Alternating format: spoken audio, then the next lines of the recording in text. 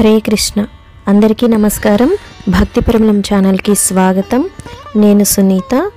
ఈరోజు వీడియోలో శ్రీమద్ భగవద్గీత 7వ అధ్యాయమైనటువంటి జ్ఞాన విజ్ఞాన యోగం నుండి 13వ శ్లోకం భావము వివరణను తెలుసుకుందాం.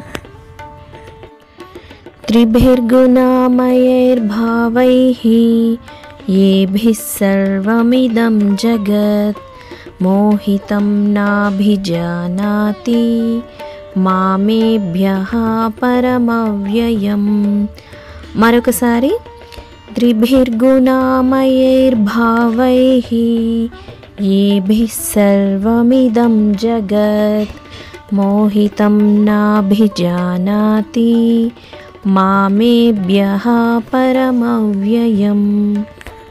భావము: ఈ జగత్తు అనగా ప్రాణి సముదాయం అంతయును గుణముల యొక్క కార్యరూపములైన సాత్విక, రాజస, తామసములు అను త్రివిధ భావములచే మోహితమగుచున్నది.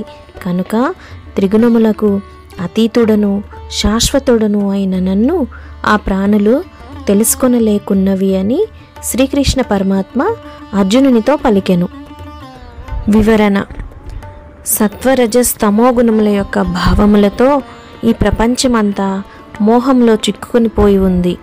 ఈ 3 గుణముల యొక్క భావముల ప్రభావంలో పడ్డ మానవులు 3 గుణములకు అతీతుడనైన నా గురించి తెలుసుకోలేకపోతున్నారు అని శ్రీకృష్ణ పరమాత్మ అర్జునునితో పలికెను. ఈ వీడియో నచ్చిన వారు తప్పకుండా సబ్స్క్రైబ్ చేయండి, లైక్ చేయండి, షేర్ చేయండి, కామెంట్ చేయండి. ధన్యవాదాలు.